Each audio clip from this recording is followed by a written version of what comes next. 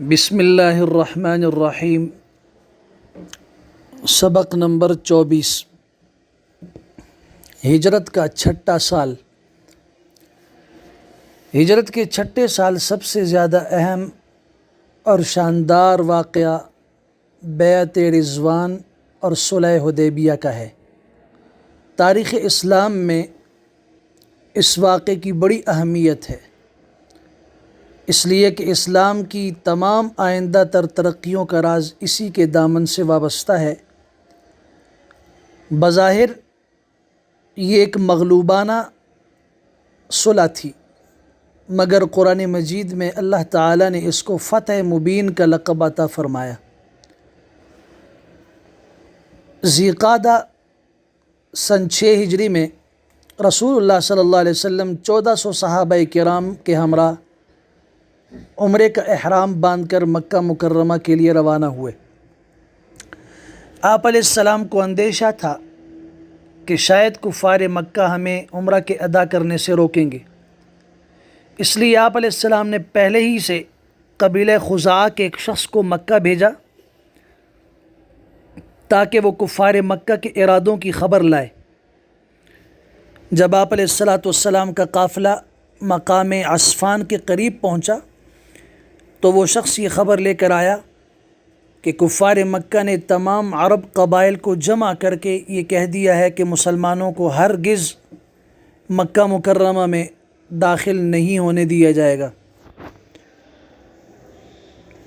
چنانچہ کفار قریش نے اس مقصد کے لیے مسلمانوں کا راستہ روکنے کی خاطر مکہ مکرمہ سے باہر مقام بلدح میں ایک لشکر جمع کیا، اور خالد بن ولید اور ابو جہل کا بیٹا اکرمہ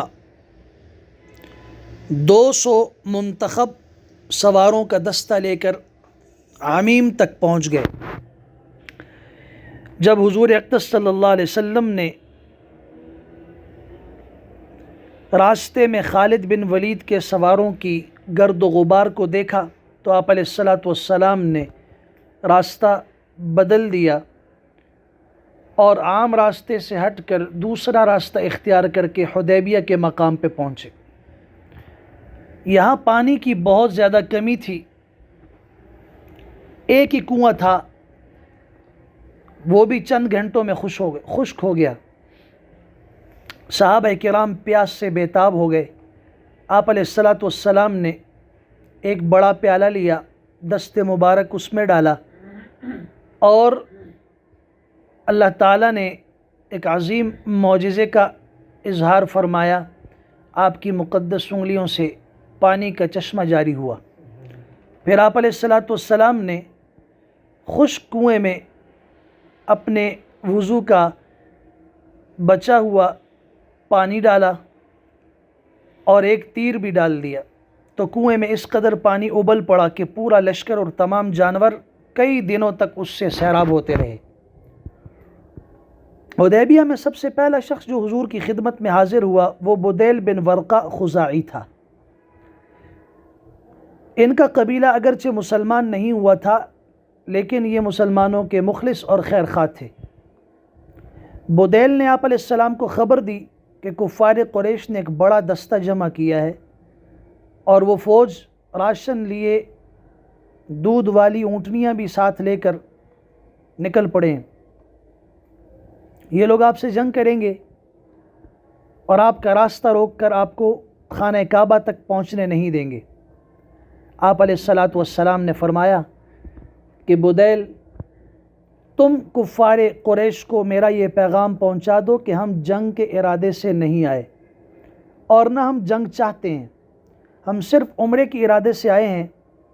مسلسل لڑائیوں سے قریش کو بھی کافی جانی اور مالی نقصان پہنچ چکا ہے، لہذا ان کے حق میں بھی بہتر یہی ہے کہ وہ جنگ نہ کریں، بلکہ ایک مدت معینہ تک میرے ساتھ صلح کر لیں اور مجھ کو اہل عرب کے ہاتھ میں چھوڑ دیں۔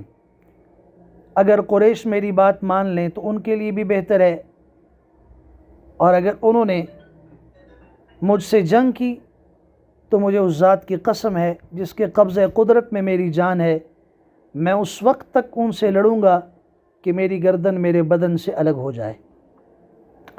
بدیل آپ کا یہ پیغام لے کر مکہ گیا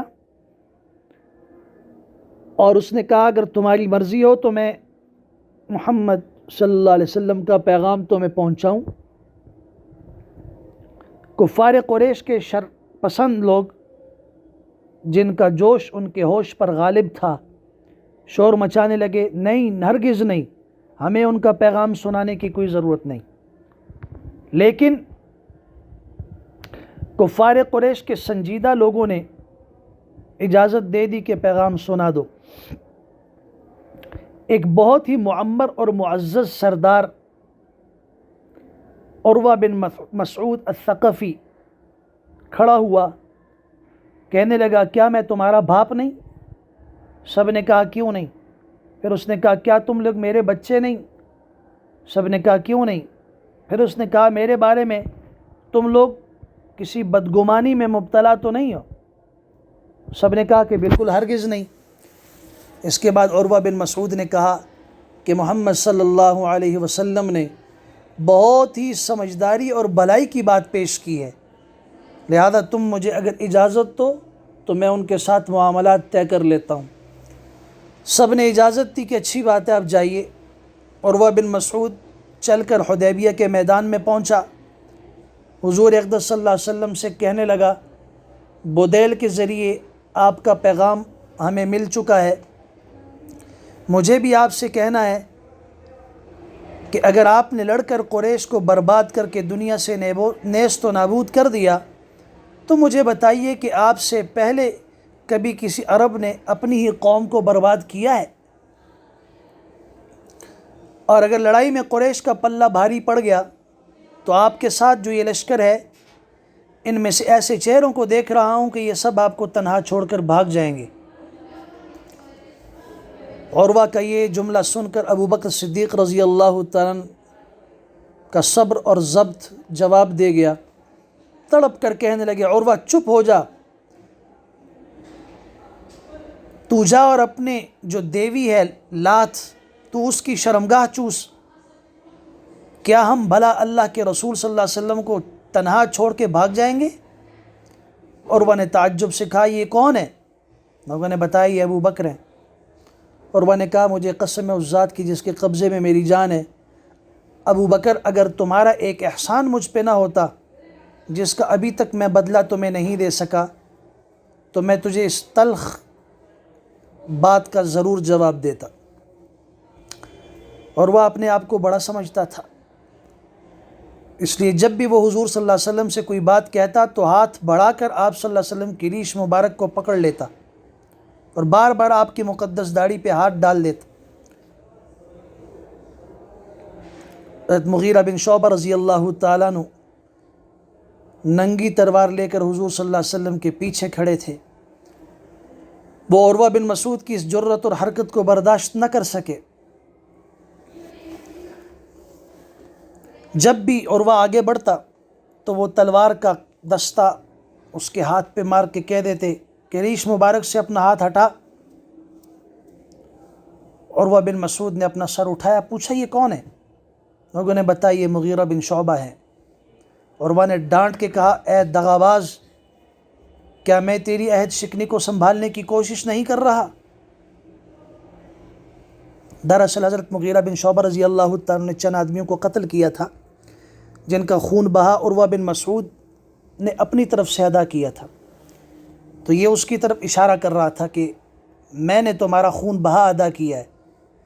اس کے بعد عروہ بن مسعود نے صحابہ کرام کو دیکھا، پورے لشکر کا موازنہ کر کے معائنہ کر کے وہاں سے روانہ ہو گیا۔ عروہ بن مسعود نے حدیبیہ کے میدان میں صحابہ کرام کی حضور صلی اللہ علیہ وسلم کے ساتھ عجیب و غریب عقیدت کا منظر دیکھا جس نے اس کے دل پر بڑا اثر ڈالا، چنانچہ اس نے اپنے الفاظ سے کفار مکہ کو یہ منظر سنایا۔ کہتا ہے میری قوم اللہ کی قسم، جب محمد صلی اللہ علیہ وسلم اپنا لعاب تھوکتے ہیں تو وہ کسی نہ کسی صحابی کی ہتھیلی میں پڑتا ہے، اور وہ فرط عقیدت سے اس کو اپنے چہرے اور اپنے جسم پر مل لیتا ہے، اور اگر وہ کسی بات کا ان کو حکم دیتے ہیں تو سب اس حکم کی تعمیل کے لیے جھپٹ پڑتے ہیں، اور جب وہ وضو کرتے ہیں تو ان کے ساتھی ان کے وضو کے پانی کو اس طریقے سے جھپٹ جھپٹ کے لینے کی کوشش کرتے ہیں کہ گویا کہ ان میں تلوار چل پڑے گی، اور جب وہ گفتگو کرتے ہیں تو تمام ایسے خاموش ہو جاتے ہیں کہ جیسے ان میں کوئی رمق نہ ہو۔ ان کے ساتھیوں کے دلوں میں ان کی ایسی عظمت ہے کہ کوئی شخص ان کی طرف نظر بھر کر دیکھ بھی نہیں سکتا۔ اے میری قوم، اللہ کی قسم، میں بہت سے بادشاہوں کا دربار دیکھ چکا ہوں، میں قیصر و کسریٰ نجاشی کے درباروں میں بھی جا چکا ہوں، مگر اللہ کی قسم میں نے کسی بادشاہ کے درباریوں کو اپنے بادشاہ کی اتنی تعظیم کرتے نہیں دیکھا جتنے محمد صلی اللہ علیہ وسلم کے ساتھی ان کی تعظیم کرتے ہیں۔ عروہ کی یہ گفتگو سن کر قبیلہ بنی کنانہ کا ایک شخص جس کا نام حلیس تھا کہنے لگا، تم لوگ مجھے اجازت دو میں ان کے پاس جاؤں۔ قریش نے کہا ضرور جاؤ۔ جب یہ حضور کے پاس پہنچا، آپ علیہ السلام نے صحابہ سے کہا، یہ فلاں شخص ہے، فلاں قوم سے تعلق رکھتا ہے جو قربانی کے جانوروں کی تعظیم کرتے ہیں، لہٰذا تم لوگ قربانی کے جانوروں کو اس کے سامنے کھڑا کر دو اور سب لوگ لبیک پڑھنا شروع کر دو۔ اس شخص نے جب قربانی کے جانوروں کو دیکھا اور احرام کی حالت میں صحابہ کرام کو لبیک پڑھتے دیکھا تو کہنے لگا، سبحان اللہ، بھلا ان لوگوں کو کس طرح مناسب ہے کہ بیت اللہ سے روک دیا جائے۔ فوراً پلٹ کر کفار قریش کے پاس گیا، کہنے لگا، میں اپنی آنکھوں سے دیکھ کر آیا ہوں کہ قربانی کے جانور ان کے پاس ہیں اور وہ سب احرام کی حالت میں ہیں، لہذا میں کبھی یہ رائے نہیں دے سکتا کہ تم ان کو خانہ کعبہ اور بیت اللہ کے پاس آنے سے روک دو۔ اس کے بعد کفار قریش کے لشکر میں سے ایک آدمی کھڑا ہوا جس کا نام مکرز بن حفص تھا۔ اس نے کہا، مجھ کو تم لوگ وہاں جانے دو۔ قریش نے کہا، تم بھی چلے جاؤ۔ یہ وہاں سے چلا، حضور کے پاس پہنچا۔ آپ علیہ السلام نے فرمایا کہ یہ مکرز ہے، یہ بہت ہی لچا قسم کا آدمی ہے۔ آپ علیہ السلام نے اس سے گفتگو شروع کی اور وہ بولنے لگا۔ ابھی اس کی بات پوری نہیں ہوئی تھی کہ اچانک سہیل بن عمرو آ گیا۔ اس کو دیکھ کر آپ علیہ السلام نے بطور نیک فالی کے فرمایا کہ سہیل آ گیا، اب تمہارا معاملہ آسان ہو چکا ہے۔ سہیل سہل سے ہے جس کا مطلب ہے آسانی۔ چنانچہ سہیل نے آتے ہی کہا، آئیے ہم اور آپ اپنے اور آپ کے درمیان میں معاہدے کی دستاویز لکھ لیتے ہیں، معاہدہ کر لیتے ہیں۔ آپ نے منظور فرمایا۔ حضرت علی رضی اللہ تعالیٰ عنہ کو دستاویز لکھنے کے لیے طلب کیا۔ سہیل بن عمرو اور حضور کے درمیان دیر تک صلح کی شرائط پر گفتگو ہوتی رہی، بالآخر چند شرطوں پہ اتفاق ہوا۔ یہ وہ شرطیں ہیں جو صلح حدیبیہ کی مشہور شرطیں کہلاتی ہیں۔ حضور صلی اللہ علیہ وسلم نے حضرت علی رضی اللہ عنہ سے فرمایا، لکھو بسم اللہ الرحمن الرحیم۔ سہیل بن عمرو نے کہا کہ ہم رحمان کو نہیں جانتے، یہ کیا ہے؟ آپ بسمک اللہ لکھوا دیجئے، جو ہمارا اور آپ کا پرانا دستور ہے۔ مسلمانوں نے کہا کہ ہم بسم اللہ الرحمن الرحیم کے سوا کوئی نہیں لکھیں گے، مگر حضور صلی اللہ علیہ وسلم نے سہیل کی بات مان لی اور فرمایا کہ علی بسمک اللہ ہی لکھو۔ پھر حضور صلی اللہ علیہ وسلم نے یہ عبارت لکھوائی، ھذا ما قاضى علیہ رسول محمد الرسول اللہ صلی اللہ علیہ وسلم، یعنی یہ وہ شرائط ہیں جن پر قریش کے ساتھ محمد صلی اللہ علیہ وسلم نے صلح کا فیصلہ کیا ہے۔ سہیل پھر بھڑک گیا، کہنے لگا، خدا کی قسم، اگر ہم جان لیتے کہ آپ اللہ کے رسول ہیں تو نہ ہم آپ کو بیت اللہ سے روکتے، نہ آپ کے ساتھ جنگ کرتے، لیکن آپ محمد بن عبداللہ لکھیے، یعنی رسول اللہ ہٹا دیجیے۔ آپ علیہ السلام نے فرمایا، اللہ کی قسم، میں محمد الرسول اللہ بھی ہوں اور محمد بن عبداللہ بھی ہوں۔ یہ اور بات ہے کہ تم لوگ میری رسالت کو نہیں مانتے۔ یہ کہہ کر آپ علیہ السلام نے حضرت علی رضی اللہ تعالیٰ عنہ سے فرمایا کہ محمد رسول اللہ کو مٹا دو اور محمد بن عبداللہ لکھ دو۔ حضرت علی رضی اللہ تعالیٰ سے زیادہ کون مسلمان اور حضور صلی اللہ علیہ وسلم کا فرما بردار ہو سکتا ہے؟ محبت کے عالم میں کبھی کبھار ایسا مقام بھی آ جاتا ہے کہ سچے محب کو اپنے محبوب کی فرما برداری سے محبت ہی کے جذبے میں انکار کرنا پڑتا ہے۔ تو حضرت علی رضی اللہ تعالیٰ نے عرض کیا رسول اللہ میں آپ کے نام کو تو کبھی ہرگز نہیں مٹاؤں گا۔ آپ نے فرمایا اچھا مجھے دکھا دو میرا نام کہاں ہے۔ حضرت علی رضی اللہ عنہ نے اس جگہ پر انگلی رکھی، آپ علیہ السلام نے وہاں سے رسول اللہ کا لفظ مٹا دیا۔ بہرحال صلح کی تحریر مکمل ہوئی، فریقین کے درمیان معاہدہ طے پایا کہ 10 سال تک لڑائی نہیں ہوگی، اور مزید کچھ شرائط طے ہوئیں جن میں ایک شرط یہ تھی کہ مسلمان اس سال عمرے کے بغیر واپس چلے جائیں گے، دوسری شرط یہ تھی کہ آئندہ سال مسلمان عمرے کے لیے آئیں گے اور صرف 3 دن مکہ میں ٹھہریں گے پھر واپس چلے جائیں گے، تیسری شرط یہ ہوئی کہ تلوار کے سوا کوئی دوسرا ہتھیار ساتھ نہیں لائیں گے اور تلوار بھی اپنے نیام کے اندر بند کر کے رکھیں گے، چوتھی شرط یہ کہ مکہ میں جو مسلمان پہلے سے مقیم ہیں اور ان میں سے کسی کو اپنے ساتھ نہ لے جائیں، مسلمانوں میں سے اگر کوئی مکہ میں رہنا چاہے تو اسے نہ روکیں، پانچویں شرط یہ تھی کہ کافروں یا مسلمانوں میں سے کوئی شخص اگر مدینہ چلا جائے تو واپس کر دیا جائے گا، لیکن اگر کوئی مسلمان مدینہ سے مکہ آ جائے تو وہ واپس نہیں کیا جائے گا، چھٹی شرط یہ تھی کہ قبائل عرب کو اختیار ہے کہ وہ فریقین میں سے جس کا ساتھ دینا چاہیں دوستی کا معاہدہ کر سکتے ہیں۔ ظاہر ہے کہ یہ شرطیں بظاہر مسلمانوں کے خلاف تھیں اور صحابہ کرام کو سخت ناگوار بھی گزریں، مگر رسول اللہ صلی اللہ علیہ وسلم نے فرمایا اسی میں خیر ہے اور اسی کے اندر فتح مبین کی خوشخبری ہے۔ سبحان اللہ، عجیب اتفاق ہے کہ ادھر معاہدہ لکھا جا چکا، فریقین کے ابھی دستخط نہیں ہوئے تھے کہ اچانک اسی سہیل بن عمر کے صاحبزادے حضرت ابو جندل رضی اللہ تعالیٰ عنہ بیڑیوں میں بندھے ہوئے گرتے پڑتے حدیبیہ میں مسلمانوں کے درمیان آ پہنچے۔ سہیل بن عمر اپنے بیٹے کو دیکھ کر کہنے لگا اے محمد صلی اللہ علیہ وسلم، اس معاہدے کی دستاویز پر دستخط کرنے سے پہلے میری شرط یہ ہے کہ آپ ابو جندل کو میری طرف واپس کر دیں۔ آپ علیہ السلام نے فرمایا ابھی تو دستخط نہیں ہوئے، معاہدہ تو تب نافذ ہوگا جب ہم دونوں کے دستخط ہو جائیں۔ سہیل بن عمر کہنے لگا پھر جائیے، ہم آپ سے صلح نہیں کرتے۔ آپ علیہ السلام نے فرمایا اچھا سہیل، تم اپنی طرف سے اجازت دے دو کہ میں ابو جندل کو اپنے پاس رکھ لوں، تم اجازت دے دو۔ اس نے کہا میں کبھی اجازت نہیں دیتا۔ حضرت ابو جندل رضی اللہ عنہ نے جب دیکھا کہ میں پھر مکہ کی طرف لوٹا دیے جاؤں گا، وہ مسلمانوں سے فریاد کرنے لگے اے مسلمانوں کی جماعت، دیکھو میں مشرکین کی طرف لوٹایا جا رہا ہوں، حالانکہ میں مسلمان ہوں اور تم مسلمانوں کے بیچ میں آ چکا ہوں۔ کفار کی مار سے ان کے بدن پر چوٹوں کے جو نشانات تھے انہوں نے وہ نشانات مسلمانوں کو دکھائے تاکہ مسلمانوں کو جوش آئے۔ حضرت عمر رضی اللہ تعالیٰ عنہ پر حضرت ابو جندل کی اس تقریر کا ایسا ایمانی جذبہ سوار ہوا، وہ دندناتے ہوئے بارگاہ رسالت میں پہنچے، عرض کیا رسول اللہ صلی اللہ علیہ وسلم آپ سچ مچ اللہ کے رسول ہیں یا نہیں ہیں؟ آپ نے فرمایا کیوں نہیں، میں اللہ کا رسول ہوں۔ کہنے لگے کیا ہم حق پر نہیں ہیں اور ہمارا دشمن باطل پر نہیں ہے؟ ارشاد فرمایا کیوں نہیں؟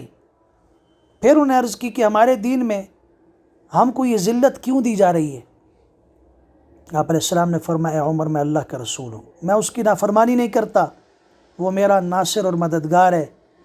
پھر حضرت عمر رضی اللہ عنہ نے عرض کیا رسول اللہ صلی اللہ علیہ وسلم کیا آپ ہم سے یہ وعدہ نہیں کرتے کہ ہم عنقریب بیت اللہ میں آ کے طواف کریں گے؟ ارشاد فرمایا کہ میں نے تم کو یہ خبر دی تھی کہ ہم اسی سال بیت اللہ میں داخل ہوں گے۔ انہوں نے کہا کہ نہیں۔ آپ علیہ السلام نے ارشاد فرمایا میں پھر کہتا ہوں کہ تم یقیناً کعبے میں پہنچو گے اور اس کا طواف کرو گے۔